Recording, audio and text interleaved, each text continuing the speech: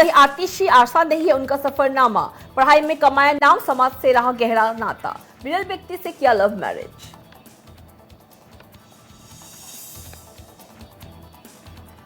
जम्मू और कश्मीर में पहले चरण का मतदान शुरू। मतदान के प्रति वोटरों में दिख रहा उत्साह। मतदान केंद्रों पर लंबी लंबी कतारें। भारी भीड़ ने पाकिस्तान को दिया करारा जवाब।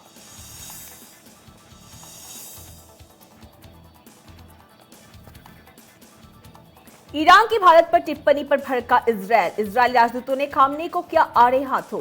भारत में मुसलमानों की आजादी का किया जिक्र। खामनेई का बयान, भारत म्यांमार गाजा में मुसलमानों की पीड़ा पर चिंता। स्वाति ने आतिशी को घेरा, कहा उनके माता पिता के गिलाने से थे गहरे संबंध। स्वाति के आरोप से खड़ा होगा नया राजनयिक बखेरा।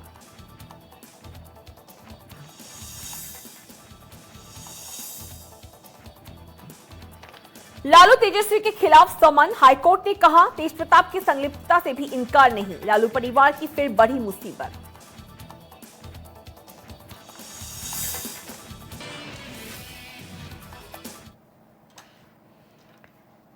शुभ संध्या, नमस्कार। मैं नंदिनी शर्मा आपका स्वागत करती हूँ प्रथम खबर आज के समाचार में। आइए बढ़ते खबरों की ओर। दिल्ली विश्वविद्यालय के एक प्राध्यापक की बेटी आतिशी अब दिल्ली की मुख्यमंत्री बनने जा रही है। दिल्ली में कई नेताओं ने राजनीति करते करते अपनी जीवन खपा दिया, लेकिन वो सीएम की कुर्सी तक नहीं पहुंच सके। मगर आतिशी ने विधायक से मुख्यमंत्री बनने का सफर महज 4 सालों में तय कर लिया। आतिशी की राजनीति की ही तरह उनकी लव स्टोरी भी बेहद दिलचस्प है। तो आइए आतिशी के जिंदगी, व्यक्तित्व और कृतित्व पर डालते हैं विशेष नजर।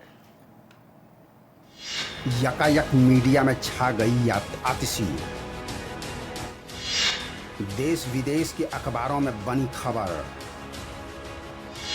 आखिर कैसे बन रही केजरीवाल की उत्तराधिकारी। धैर्य और साहस है उनके प्रमुख गुण। आतिशी ने जिस शख्स से प्यार किया उनका नाम प्रवीण सिंह है। इनकी लव स्टोरी अटकी नहीं बल्कि फुल स्पीड में आगे बढ़ी और अब दोनों पति पत्नी हैं। आतिशी के पति प्रवीण सिंह शिक्षाविद और एक रिसर्चर हैं। प्रवीण सद्भावना इंस्टीट्यूट ऑफ पब्लिक पॉलिसी जैसे संस्थानों के साथ जुड़े हुए हैं। उन्होंने आईआईटी दिल्ली और आईआईएम अहमदाबाद से पढ़ाई की है। उन्होंने कई बड़े संस्थानों में काम किया है। वह अमेरिका की कंसल्टेंसी फर्म्स में भी सेवा दे चुके हैं। इसके बाद वे सामाजिक कार्यों में जुट गए।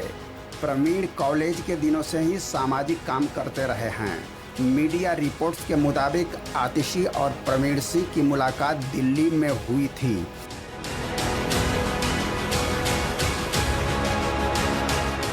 प्रवीण सार्वजनिक रूप से सामने नहीं आते, लेकिन आतिशी और प्रवीण दोनों की मंजिल सामाजिक कार्य की ही है।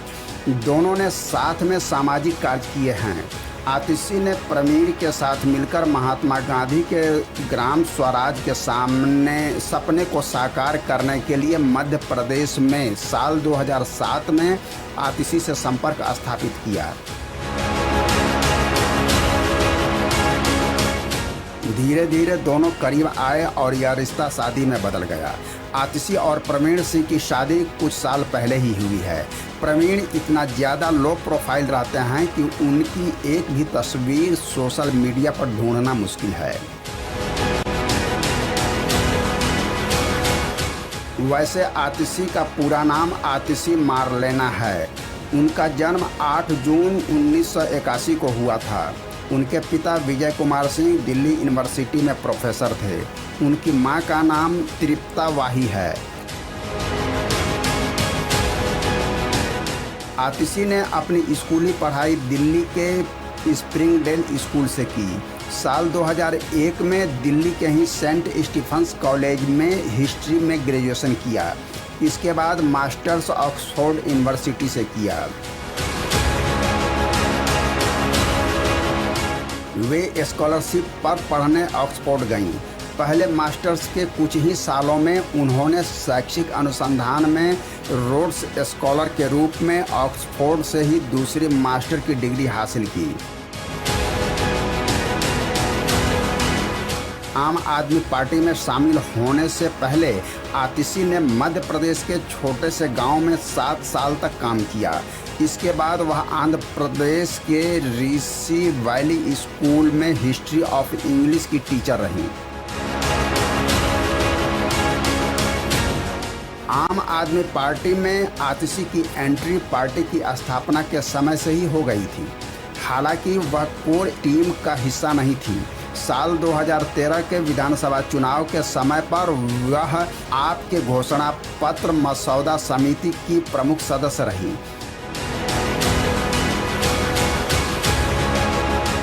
पार्टी के मुताबिक आतिशी की आप के गठन के शुरुआती समय में उसकी नीतियों को आकार देने में अहम भूमिका रही।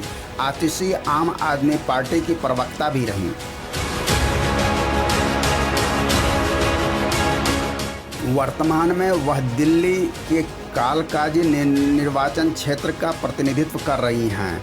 आतिशी आप के राजनीतिक मामलों की समिति की सदस्य भी हैं। अप्रैल 2018 में दिल्ली के तत्कालीन शिक्षा मंत्री मनीष सिसोदिया के सलाहकार के रूप में काम किया और दिल्ली में सरकारी स्कूलों में शिक्षा के हालात सुधारने में अहम भूमिका निभाई। 2020 विधानसभा चुनाव आतिशी के लिए टर्निंग पॉइंट साबित हुआ। आम आदमी पार्टी ने उनको कालकाजी विधानसभा क्षेत्र से उम्मीदवार बनाया था।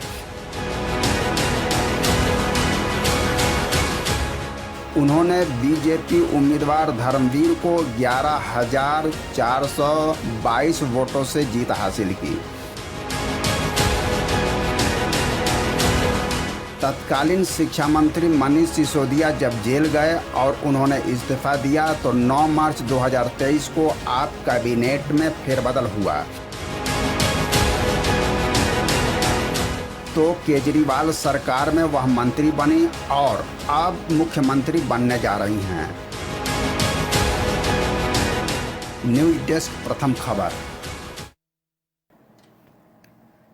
लेबनान और सीमावर्ती सीरिया के कुछ इलाकों में पेजर में सिलसिलावार ब्लास्ट होने से अफरा तफरी मच गई है। इस ब्लास्ट में अब तक 11 लोगों की मौत हो चुकी है, जबकि 4,000 से अधिक लोग घायल बताए जा रहे हैं।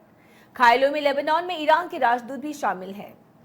कहा जा रहा है कि पेजेस को हैक कर ब्लास्ट किया गया। इन पेजेस का इस्तेमाल हिजबुल्लाह के लड़ाके करते थे। इस हैकिंग के पीछे इजराइल का हाथ होने का दावा किया जा रहा है। हिजबुल्लाह का कहना है कि वो इस हमले के लिए इजराइल को जिम्मेदार मानते हैं। हालांकि इजराइल ने इस पर अब तक कोई प्रतिक्रिया नहीं दी। लेबनान में पेजर बने बम,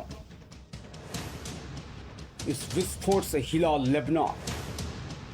इजराइल को बताया दोषी, इजराइल खामोश, मोसाद पर शक। लेबनान और सीमावर्ती सीरिया के कुछ इलाकों में पेजर में सिलसिलेवार ब्लास्ट होने से अफरा तफरी का माहौल है।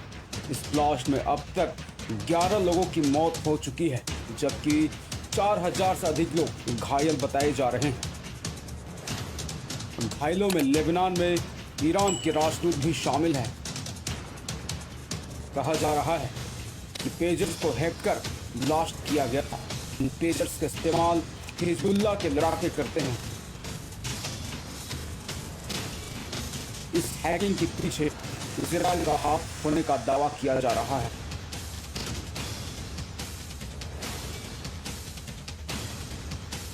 हिजबुल्लाह का कहना है कि वह इस हमले के लिए इजराइल को जिम्मेदार मानते हैं। हालांकि इजराइल ने अब तक इस पर कोई प्रतिक्रिया नहीं दी है। ये ब्लास्ट स्थानीय समय अनुसार मंगलवार के दोपहर करीब 3 बजे के आसपास हुआ।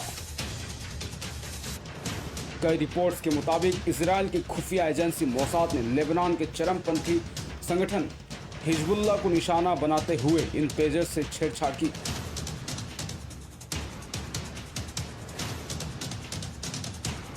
इन पेजर से 5 महीने पहले ही छेड़छाड़ कर इनमें विस्फोटक फिट कर दिए थे।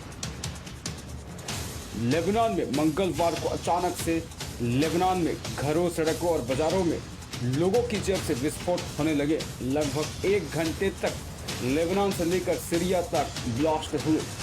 लेबनान का कहना है कि इजराइल ने हिजबुल्लाह को निशाना बनाते हुए सीरियल पेजर ब्लास्ट को अंजाम दिया। इसे हिजबुल्लाह के कम्युनिकेशन सिस्टम पर अब तक का सबसे बड़ा हमला बताया जा रहा है। लेबनान में मंगलवार को उस समय सनसनी मच गई जब एक के बाद एक बड़े पैमाने पर पेजर में ब्लास्ट होने शुरू हो गए। किसी के जेब में तो किसी के हाथ में पेजर फट गया। इस घटना में अब तक 11 लोगों की मौत की खबर है। न्यूज़ डेस्क प्रथम खबर।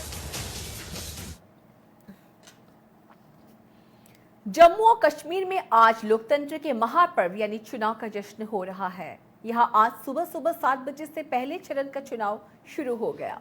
इस मौके पर मतदान केंद्रों पर भारी भीड़ जुट रही है। मतदाताओं में वोट देने के प्रति विशेष उत्साह दिखा गया। इस उत्साह से लग रहा है कि राज्यवासियों अपने सूबे के मुख्यमंत्री को चुनने को बेताब है। तो आइए इस पर देखते एक विशेष रिपोर्ट। जम्मू और कश्मीर में लोकतंत्र का महापर्व शुरू। जनतंत्र की मजबूती से पाक व परेशान। सूबे का सूबेदार चुनने की मुहिम तेज।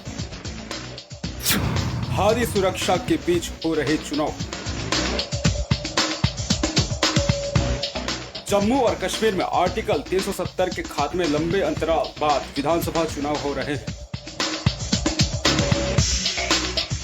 विधानसभा चुनाव के लिए आज पहले चरण का मतदान हो रहा है।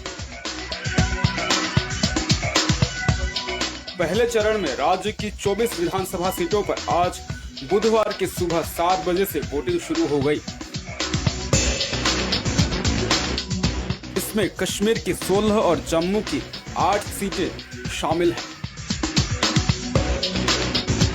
वहीं पहले चरण के मतदान के लिए सुरक्षा बलों और एजेंसियों ने कड़ी सुरक्षा व्यवस्था की गई है। साथ ही चुनाव आयोग ने स्थापित कश्मीरी पंडितों के लिए भी विशेष व्यवस्था की है। दिल्ली, जम्मू और उधमपुर में विस्थापित कश्मीरी पंडितों के लिए विशेष मतदान केंद्र बनाए गए हैं। विस्थापित कश्मीरी पंडितों के लिए दिल्ली में 4, जम्मू में 19 और उधमपुर में 1 विशेष मतदान केंद्र बनाया गया है।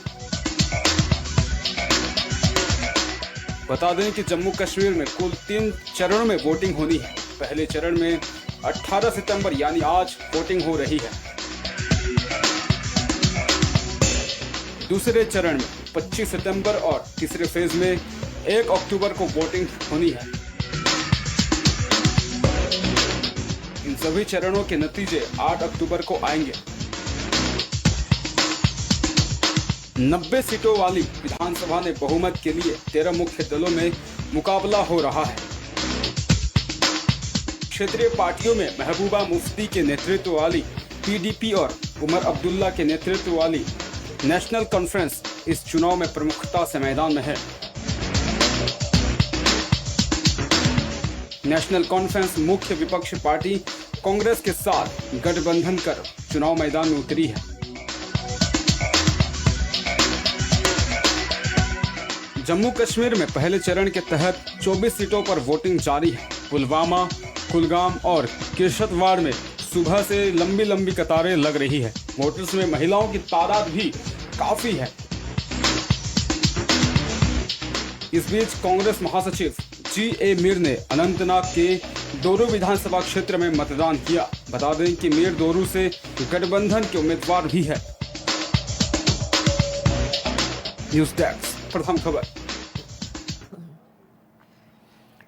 इसी खबर के साथ फिलहाल लेते एक छोटा सा बानी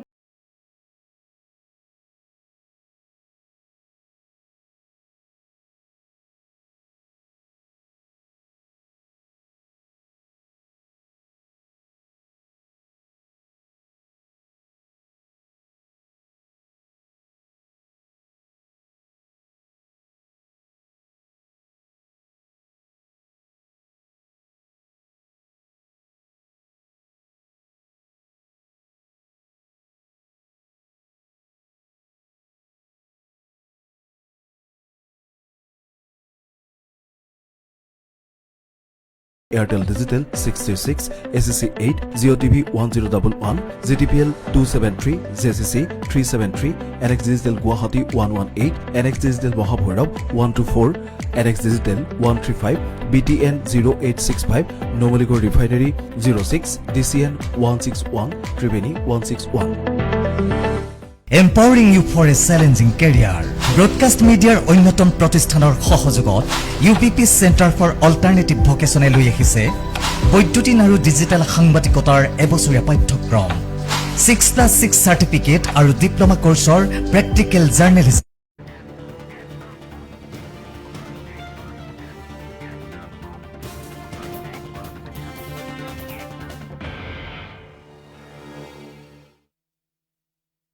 गोलकगंज में मुख्यमंत्री सड़क पक्कीकरण योजना में अनियमितता का आरोप लगाया गया है। सरकार ने हरिहाट से पुरनी तक जाने वाली 1.5 किलोमीटर सड़क की मरम्मती के नाम पर 94 लाख रुपए आवंटित किए। स्थानीय लोगों द्वारा बार बार कहने के बावजूद अब्दुल मिन्नाफ मंडल नामक ठेकेदार पर निम्न स्तर का काम करने का आरोप लगाया गया है। इसके चलते निर्माण के 1 माह बाद ही सड़क के बीच में बड़े बड़े गड्ढे हो गए, जगह जगह से पिच भी उखड़ पड़े हैं। सड़क के दोनों ओर पक्का अंश में दरार हो गया है। पुल के बगल में बने गड्ढे में भी कभी भी कोई गिर सकता है और बड़ी घटना घट सकती है। निर्माण कार्य चलने के दौरान अभियंता ने एक दिन भी काम के मानदंड की जांच करने के लिए उपस्थित नहीं होने का आरोप लगाया गया है। ठेकेदार व अभियंता ने मिलकर निम्न स्तर का काम करके योजना का धन हड़पने का आरोप लगाते हुए स्थानीय लोगों ने विभाग से जांच करके उचित कदम उठाने की मांग की।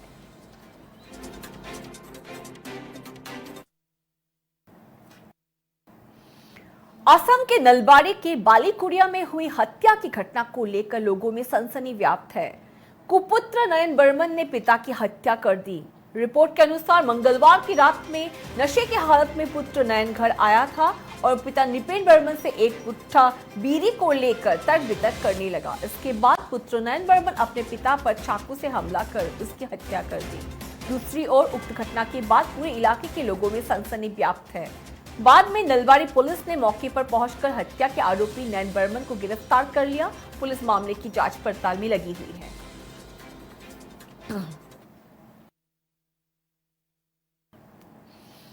बिहार में 17 महीने चली महागठबंधन सरकार के कार्यकाल में बहाली समेत दूसरे काम को लेकर तेजस्वी यादव सीधे नीतीश कुमार से टकराने को तैयार है। उनकी पार्टी राष्ट्रीय जनता दल ने 9 काम की सूची जारी कर इससे तेजस्वी का समर्थन बताया है और कहा है कि पब्लिक सब जानती है। बिहार में विधानसभा चुनाव समय पर हुए तो अगले 13-14 महीने मुख्यमंत्री नीतीश कुमार और पूर्व डिप्टी सीएम तेजस्वी यादव के बीच 17 महीने चली महागठबंधन सरकार के काम का श्रेय लेने की सीधी लड़ाई दिखेगी। लालू प्रसाद यादव की पार्टी राष्ट्रीय जनता दल आरजेडी ने दूसरी बार बनी महागठबंधन सरकार के 9 काम गिनाकर इसे तेजस्वी यादव का समर्पण बताया है और यहाँ भी कहा है कि ये काम किसने किया ये बिहार जानता है। इस साल जनवरी में जब नीतीश कांग्रेस आरजेडी और लेफ्ट के महागठबंधन को छोड़कर वापस बीजेपी और एनडीए के पास लौट गए तो श्रेय की लड़ाई छिड़ गई। नीतीश लगातार कहते रहे कि सारा काम उन्होंने किया है, राजद वाले तो गड़बड़ कर रहे थे। राष्ट्रीय जनता दल ने सोशल मीडिया साइट ट्विटर पर 17 महीने का तेजस्वी समर्पण नाम से एक पोस्टर जारी किया। इस पोस्टर के जरिए राजद ने 9 काम गिनाकर दावा किया है कि बिहार जानता है और बिहार मानता है कि ये सब तेजस्वी के कारण ही संभव हुआ है।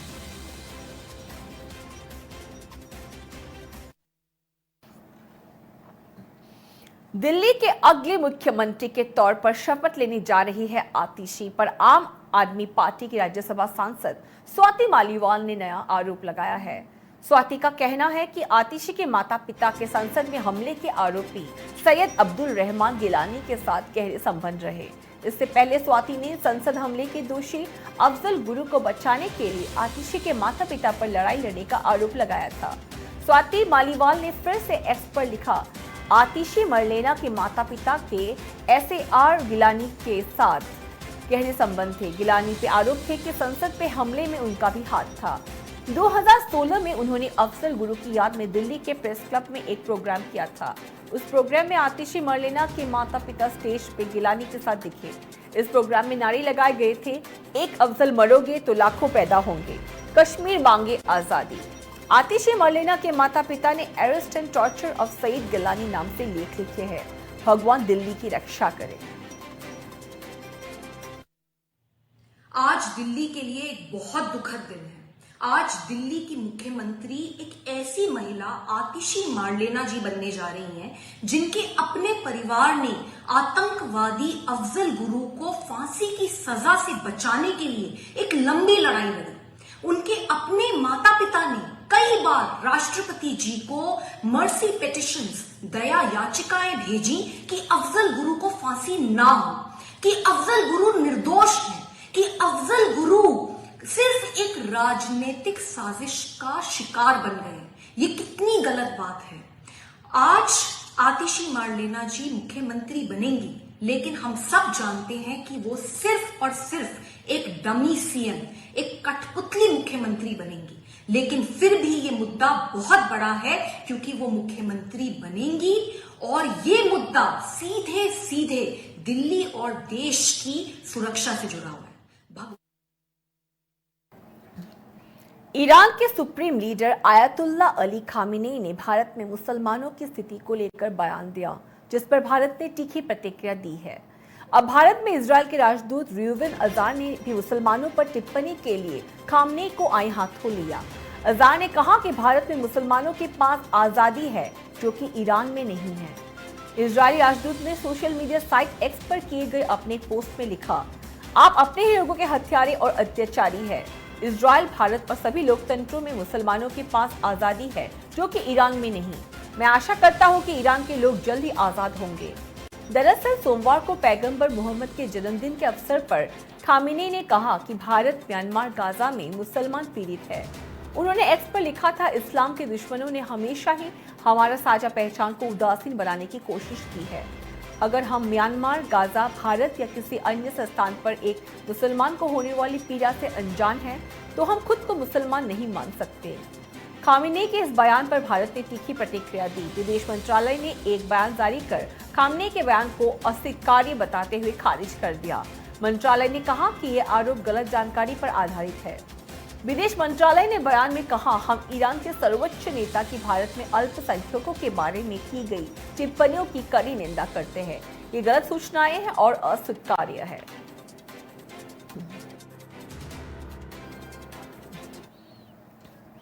बिहार के पूर्व मुख्यमंत्री लालू प्रसाद यादव और उनके दोनों बेटों तेज प्रताप और तेजस्वी की मुश्किलें बढ़ सकती है। तीनों को कोर्ट ने नौकरी के बदले जमीन से जुड़े घोटाले मामले में तलब किया है।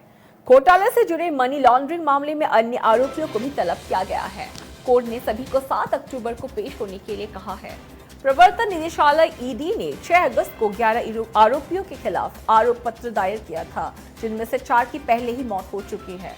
दरअसल दिल्ली को राउस एवेन्यू कोर्ट ने लालू, तेजस्वी और अन्य आरोपियों को समन जारी किया है। कोर्ट ने अखिलेश्वर सिंह और उनकी पत्नी किरण देवी को भी समन भेजा है।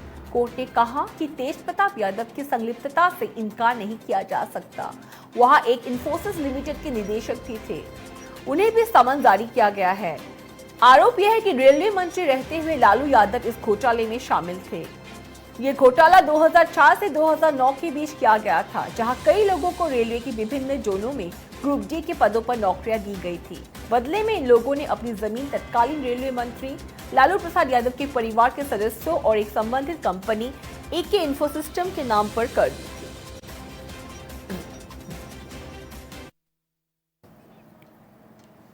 मंगलवार को लेबनान की राजधानी बेरूत में हुए सिलसिलेवार पेजर धमाकों के बाद हिजबुल्लाह ने इजरायल से बदला लेने की धमकी दी है। हिजबुल्लाह ने धमाकों का आरोप इजरायल पर लगाया है। हालांकि अभी तक इजरायल की तरफ से इसे लेकर कोई भी बयान जारी नहीं किया गया है। वही हमलों में ईरान के राजदूत भी घायल हो गए हैं। ऐसे में ईरान और इजरायल के बीच भी तनाव है, जो पहले से भी बढ़ा हुआ है, उसके और भी बढ़ने की आशंका है। हिजबुल्लाह ने चेतावनी देते हुए कहा है कि इजरायल को इसका खामियाजा भुगतना पड़ेगा। लेबनान में हुए सिलसिलेवार धमाकों में करीब 4000 लोग घायल हुए और 11 लोगों की मौत हो गई। हिजबुल्लाह ने इजरायल की इस कथित कार्रवाई को भड़काऊ करार दिया और इसका खामियाजा भुगतने के लिए तैयार रहने की धमकी भी दी।